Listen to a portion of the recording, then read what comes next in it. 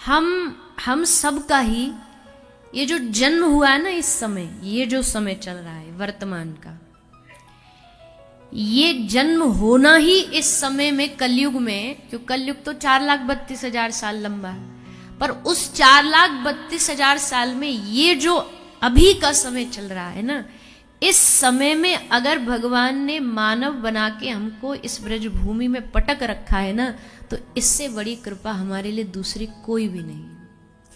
क्योंकि अभी वर्तमान में संतों का, महापुरुष, वैसे तो ब्रज भूमि में कभी संतों का अकाल पड़ता ही नहीं, ये 12मासी खेती है, ये 12मासी खेती है ब्रज में संत रसिकों की। पर अभी विशेषकर जिस प्रकार से इस ब्रज भूमि में, ब्रज धाम में संतों की कृपा बरस रही है। अभी कल जब हम गए गौरीलाल कुंज में, तो वहां का प्रांगण का दर्शन किया, फिर आप राधा रमन जी चले जाओ, फिर आप जितने भी प्राचीन मंदिर है ना, वहां उनका जो बनाने का, बनावट का जो तरीका है, वो बड़ा अद्भुत है। छोटा सा प्रांगण होता है, उसमें आगे जगमोहन होता है, ऊपर अटारियां बनी होती हैं, वहां झांक झांक के भी दर्शन कर लो। तो छोटा सा स्थान होता है। तो हम यही चर्चा कर रहे थे कि पहले के समय में तो जब ये ठाकुरों को यहाँ स्थापित किया गया था, तब स्थापना करने वालों ने भी नहीं विचार किया था कि भाई इतनी भीड़ बढ़ जाएगी, इतने दर्शनार्थी आ जाएंगे। तो छोटे से स्थान में सारे की सारे ठाकुरों को जगह दे दी गई, स्थान दे दिया गया। अब भगवान के प्रेमी इतने बढ़ गए, क्यों? क्योंकि भगवान के प्रेमी जन, जो रसिक जन संत हैं, और भैया कोई हम भेदभाव में नहीं कह रहे, पर एक बात बोलें, दुनिया में संत तो हर ही जगह हैं। कोई धरती का कोना ऐसा बचा नहीं जहां साधु न रहता हो, जहां महापुरुष न रहते हो। पर अगर हम रसिक महात्माओं की बात करें, रस में डूबे हुए महापुरुषों की बात करें, तो ऐसे रस में डूबे हुए, भीगे हुए महापुरुष तो भैया ब्रज की धरती पर ही मिलते हैं, रस में डूबे हुए। यहाँ के रसिकों की, यहाँ के साधुओं की जो स्थिति है, जिस स्थिति में वो डूबे हैं, जिस प्रेम में वो डूबे हैं, उनको संसार की किसी प्रकार की आपसे अपेक्षाएं नहीं है। जो यहाँ का वास्तविक साधु होगा, वो आपसे कोई अपेक्षा नहीं रखता। आप ये नहीं कि चलो जी सेठ जी आ गए, चलो दरवाजे खोल दो, कुछ सेठ जी माल दे करके जाएंगे। यहां तो उल्टा उनकी झोलियां भरी जाती,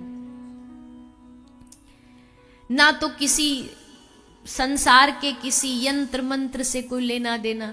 हमारे ब्रज में एक बाबा रहते थे, तो उसको किसी ने आके बताया, वो ज्यादा ज्योतिष शास्त्र में मानने वाला था, तो उसने बोला, महाराज जी आपके जीवन में शनि की 7.5 चल रही है।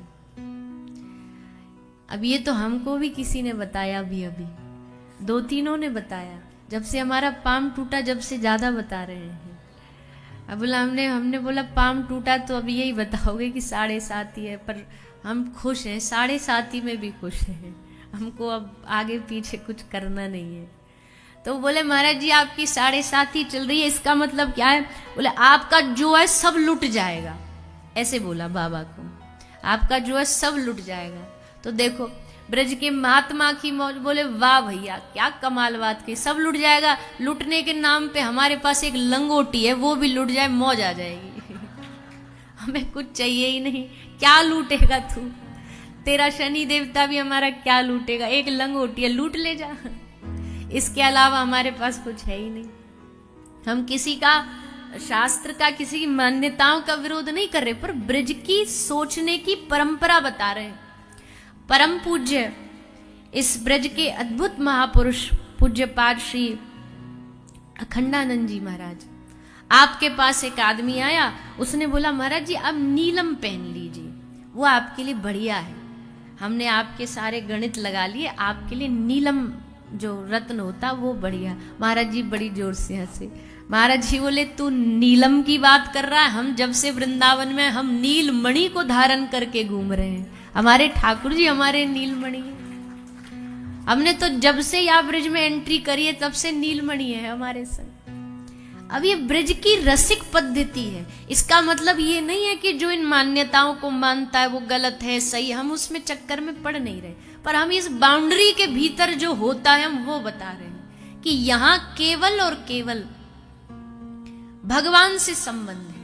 यहां अब इस ब्रज में रह करके अगर तुमने अपना सुख चाहा, केवल अपना सुख चाहा, तो तुम वृंदावन के रस को समझ नहीं पाए। यहां अपना सुख तो मिट्टी बराबर है, यहां एक ही ध्यान रखा जाता है, प्रिया प्रीतम का सुख। उनके सुख का ध्यान रखना ही वृंदावन धाम है, उनके सुख का ध्यान रखना ही ब्रज भूमि है। और एक बात और कह दे, वैसे मथुरा की भूमि पे पता नहीं बोलना चाहिए कि नहीं, पर 3 प्रकार का प्रेम है भगवान का, जिसमें एक है मथुरा में, ये साधारण प्रेम की गणना में आता है। मथुरा के लोगों ने जो भगवान से प्रेम किया वो सामान्य रति है। एक है समंजसता रति, विशेष थोड़ा सा जो प्रेम होता है, विशेष भगवान को जो प्रेम मिला वो मिला भगवान को द्वारिका में। लेकिन तीसरी है सामर्थ्य रति। एक है साधारण रति, एक है सामंजस्यता रति, और एक है सामर्थ्य रति। सामर्थ्य रति कहाँ हुई? सामर्थ्य रति हुई वृंदावन में। सामर्थ्य रति क्या होती है? जो कृष्ण को भी वशीभूत करने का सामर्थ्य रखता, वो वृंदावन की धरती पर घटित हुआ है। अब तो खैर जैसा हमने एक दिन आपको बता ही दिया था, अब तो पूरा ब्रज, चाहे वो मथुरा हो, गोवर्धन, सब ब्रज ही माना जाता है। पर वृंदावन की रति, वृंदावन की परंपरा रसिकों की परंपरा है, ये साधुओं की परंपरा, ये प्रेमी। यहाँ जो गंगा बही है, स्वामी श्री हरिदास जी, श्री हित हरिवंश महाप्रभु, हरिराम व्यास जी, श्री रूप गोस्वामी, सनातन गोस्वामी, ये जितने ठाकुरों के आप दर्शन कर रहे हो, सब संतों आचार्यों की तो देन है। कहते हैं कि भक्त को भगवान की जरूरत पड़ती है, पर हमारे वृंदावन में तो उल्टा, जब जब भगवान को प्रकट होना होता तो उनको आचार्यों की जरूरत पड़ी। इसके सपने में आ गए जी, वहां हम दब रहे हैं, गैया मैया दूध दे के जाती है, निकालो हमें बाहर, हम जल रहे हैं, तो निकाल लाए श्री माधवेंद्रपुरी। कहीं श्री राधारमन लाल जी के रूप में गोपाल भट्ट गोस्वामी को प्रेरणा दे दी, कहीं मदन मोहन जी के लिए रूप गोस्वामी को, गोविंद देव जी के लिए सनातन गो, सबको प्रेरणा दे रहे हैं। कैसे हम प्रगटे? जैसे जन्म लेने के लिए माँ के गर्भ की तो जरूरत भैया पड़ती है। कोई कह दे हम टपक जाएंगे तो ऐसे तो नहीं होगा, गर्भ में तो आना ही पड़ेगा। तो ठाकुर जी को भी आने के लिए कोई तो माध्यम चाहिए। ये जो आज ब्रज के इतने प्रसिद्ध प्रसिद्ध मूर्ति हैं, ठाकुर हैं, इन्होंने आचार्यों को अपनी माँ बनाया, उनको अपनी मातृ शक्ति का, कि इनके माध्यम से हम प्रकट होंगे।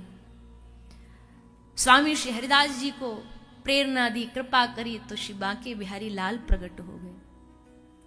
उनकी कृपा से इस धरती पर, और उन रसिकों की दृष्टि से कृष्ण को समझो। अगर कृष्ण को जानना है ना, तो किसी ब्रज के प्रेमी से पूछो, किसी पंडित, किसी विद्वान से पूछोगे तो वो तो भगवान ही बताएगा। कृष्ण कौन है? बोल भगवान है, षड़ैश्वर्य संपन्न भगवान है। पर अगर कृष्ण को वास्तविकता में जानना है तो ब्रज के किसी रसिक प्रेमी के माध्यम से ही जाना जा सकता है। इस ब्रज में ये ब्रज लुप्त हो गया था। अच्छा, अब हम थोड़ी सी अपनी संप्रदाय की बात कर लें। हम जिस परंपरा से हैं, श्री गौड़िया परंपरा, कभी कभी हमको अपने आप पे बैठे बैठे बड़ा गर्व होता है। गर्व मतलब वो अभिमान वाला नहीं, पर हृदय इतना आनंद से भर जाता है कि ठाकुर जी ने हम पर कितनी कृपा करी, कितनी कृपा करी। श्रीमन चैतन्य महाप्रभु की इस परंपरा में हमको एक छोटा सा दास बना दिया भगवान नाम प्रचार करने के लिए।